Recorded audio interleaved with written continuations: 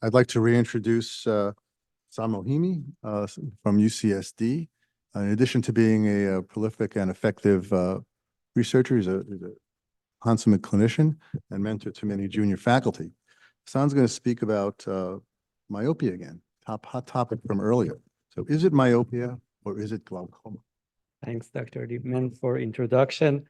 Yeah, we have this nice introduction this morning about challenges with glaucoma. Hopefully, ChatGPT will solve all the problems next year, and we don't have these kind of talks. But let's start for 2024, what we have.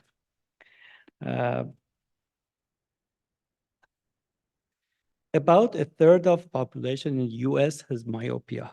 But the worst news is that this trend is increasing rapidly. It's predicted that the prevalence would be 50% of the world's population by 2050. So 1 out of 2 will have myopia. By 2050, 10% of the population will have high myopia, which is 2 times more than the current prevalence. You can see that this disease will have a major impact on public health. Several population study has reported that myopia have higher prevalence of glaucoma, and specifically moderate to severe myopia exceeding -6 is a risk factor for glaucoma with a prevalence of 5 to 10%. There are many reasons for this susceptibility of the nerve, and that include less support in lamina cribrosa and stretching of lamina and specifically temporal region of optic nerve head. I don't want to go deeply in this part. We mostly want to do the clinical aspect of the challenge. So we have a small but important question here. This is glaucoma or not? The reason is that myopic optic nerve may mimic glaucomatous finding. This patient, when come to your clinic, you're not happy, but it's not a diagnostic dilemma. When this one come to you, it's you can say, oh, it's a little bit of confusing, pretty normal looking nerve. You have a little bit of PPA, but when this come to your clinic, it's just ruin your day because you don't know it's glaucoma or not. Let's dig into it. Nowadays, these are our armamentarium that we have in hand to catch glaucoma. Optic nerve head exam, visual field, and RNFL and macular OCT help us for diagnosing, and we will see that we have bumps and challenges with all of them when we are managing myopia cases. Let's look at the challenges with optic nerve head. We are all practiced the rule of 5 introduced by Dr. Weinreb 20 years ago to systematically examine optic nerve, looking at the scleroring, look at the rim, look for retinal hemorrhages, look at the prepupillar retina and RNFL layer defect. But high myopes have various optic disc size and shape, rim thinning, tilt, torsion, and PPA. So there are a lot of common characteristics between glaucoma and high myopia. These are some cases with tilted disc, superior temporary and inferior temporary. One way to evaluate the disc for glaucoma is to compare inferior rim and superior rim at the poles like here.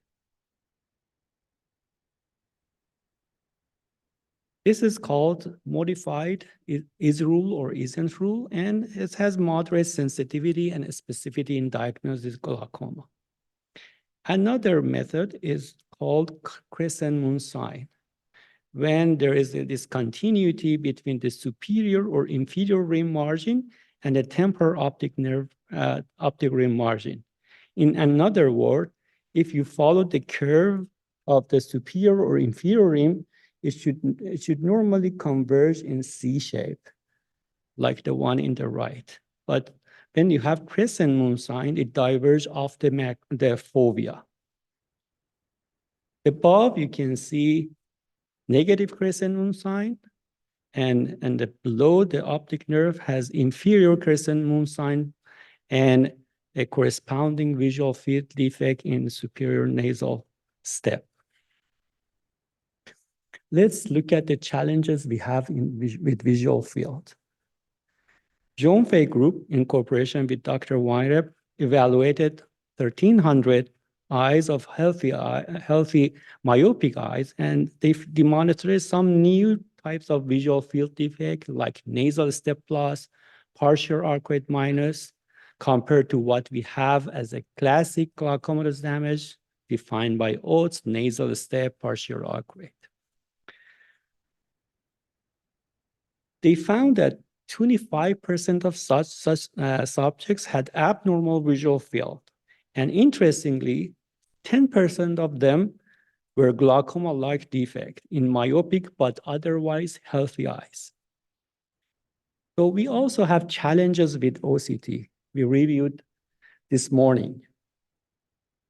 We had red disease, which in that the patient referred to us and sometimes treated for glaucoma because they appear to have abnormal OCT.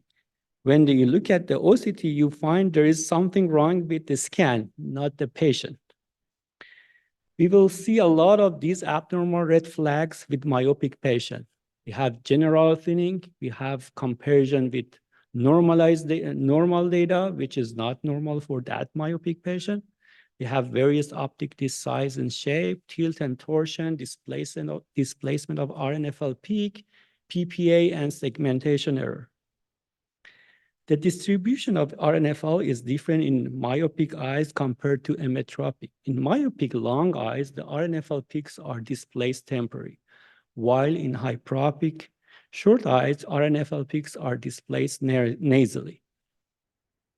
So this is an example of myopic eye with healthy myopia, temporal displacement of RNFL peaks, give thick RNFL in temporal area, which label as white.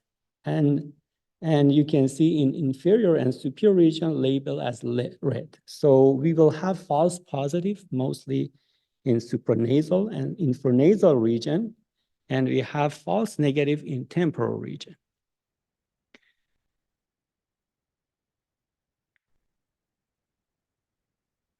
This is one of my high myopic eye with atypical optic nerve and diffuse visual field loss. You can see OCT with different pathologies, schisis, torsion, segmentation error, PVD, and so prevent reliable interpretation. Not helpful at all. Is it glaucoma? Macular OCT may help us because it's less affected by anatomical variation, and there's less segmentation error and more reproducibility. Macular OCT can help us with early detection of glaucoma, especially with a change started in macular vulnerable zone.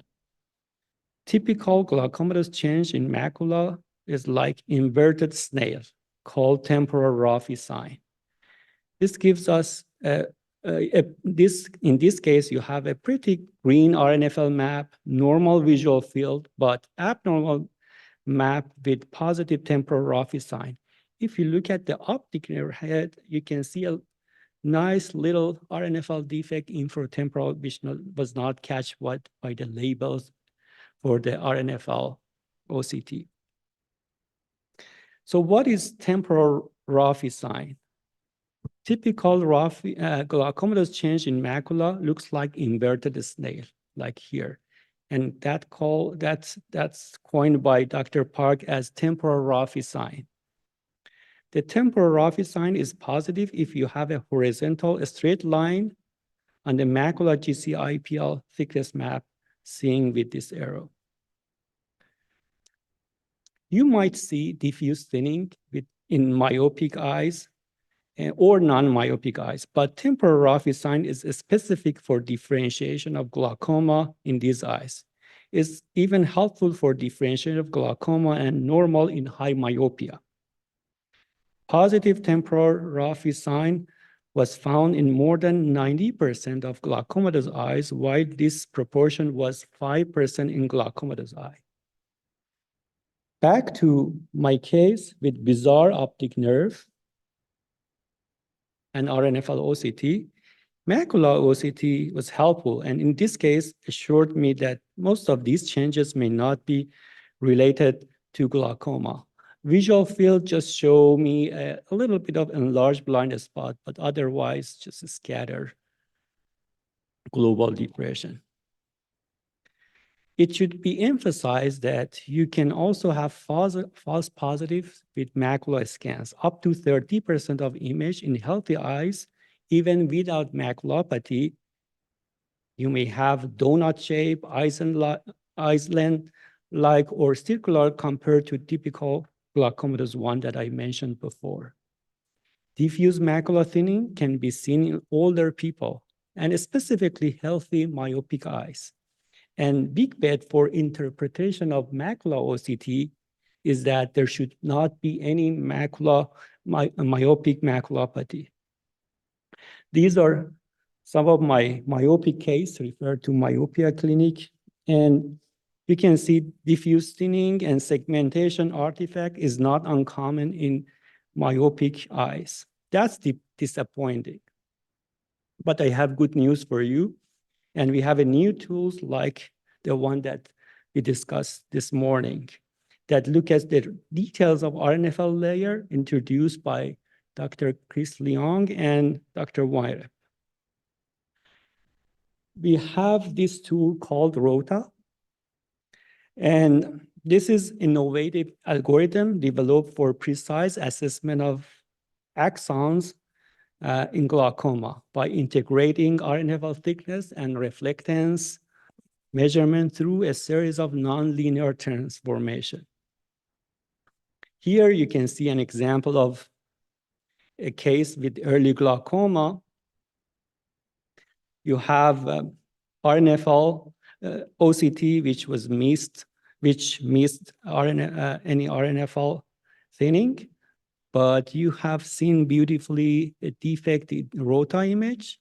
And if you look at the visual field, you can see corresponding visual field also in inferior region.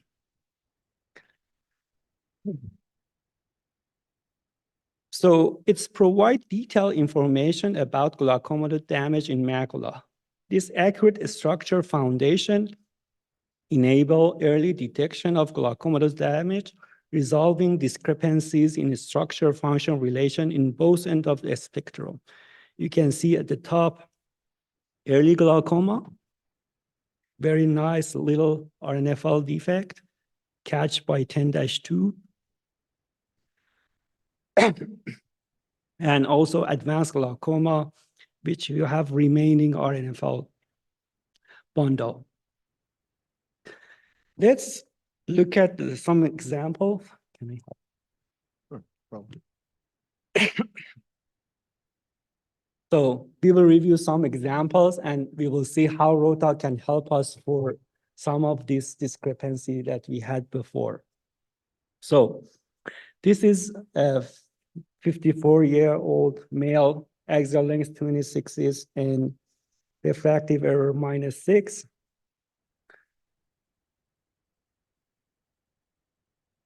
Suspicious optic nerve, crescent moon sign positive, superior and inferior, mostly right eye. Left eye also is suspicious. So when you look at the OCT, you have bundled defect superiorly, right eye, corresponding visual field defect inferior. GCIPL, as you can see in the right, for the right eye is inferior thinning, different from the RNFL, pre-popular RNFL. If you look at the left eye, pretty green label, but you have a little bit of in deviation of defect. you might have some thinning in the GCIPL in the left eye. And the visual field is non-conclusive in left eye, but there are some inferior arcuate in the right eye. So let's see what ROTA helped solve the puzzle. As you can see, you have both RNFL defect, superior and inferior right eye, and a nice RNFL defect in inferior region left eye. Let's look at a simpler example.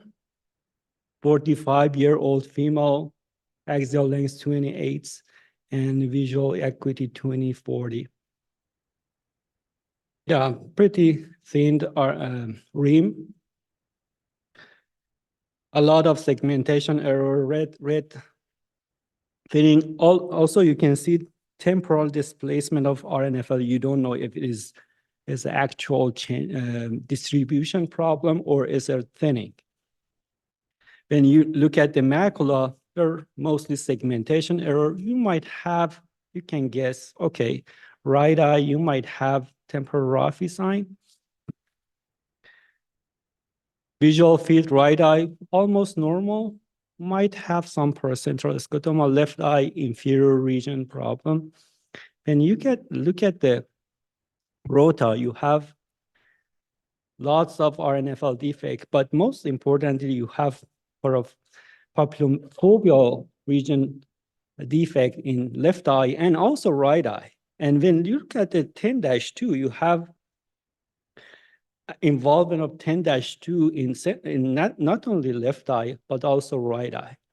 So that's very important that the lots of macular defect and papillofoveal defect in myopic eyes, and that necessitates having the 10-2 visual field in all these myopic eyes. Again, another example with almost green OCT, peripopular OCT, segmentation error in macula OCT. You have pretty normal visual field. And when you look at the ROTA, you have all these defects, not only arcuate, but also papillofoveal defect and involvement of 10-2. Again, you have pretty normal visual field, 24-2 and abnormal 10-2. Let's look at another example with axial length 25, IOP 18 with latanoprost. So optic nerve, more suspicious left eye, right eye is better. You don't have crescent sign inferior region for right eye, but left eye you have issues. OCT, you have temporal displacement of peak, but also some red labels on OCT. Macula OCT shows suspicious raphe sign left eye, visual field 24-2 normal, and ROTA is reassuring. So this patient didn't have glaucoma, so we stopped the glaucoma drop for that patient. Another bizarre patient, extensive PPA, axial length 27, refractive error -12, IOP 16 with undrop. She referred to me and I evaluated with visual field, inferior arcuate. We don't know if it is because of PPA or because of some RNFL defect. So when you look at OCT, you have temporal displacement, but also superior thinning, you might say, in both eyes. MAC OCT, diffuse thinning. And when you look at the ROTA, there is no defect. So this patient, again, I stopped the drops and just follow the patient every year.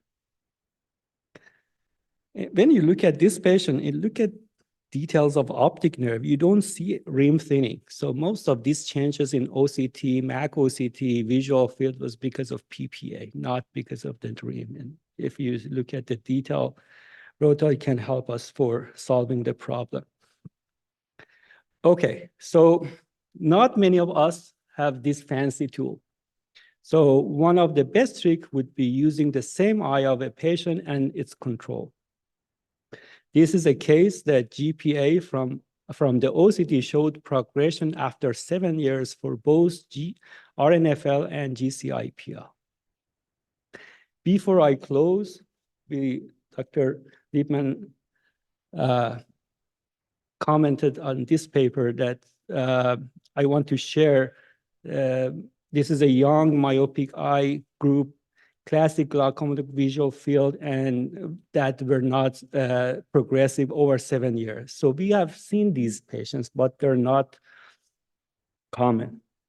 And we know that many of these changes happen in early childhood. So to conclude, annual fundus photo can be helpful to see optic nerve head, rim, or RNFL defect changes in myopic patient. Visual field can be abnormal even in healthy myopic patient. We need 10-2 is critical in these patients. Wide field scans are more helpful. And for RNFL OCT, you should check segmentation error and temporal displacement of peak. False positive is inferior and superior region are common. Macular OCT is helpful in case we don't have macular pathology. And we should have a regular visit with available tests as possible to detect progression. And ROTA can be revolutionary and help us not only diagnosing glaucoma in challenging situations, but also optimizing testing needed to following these patients.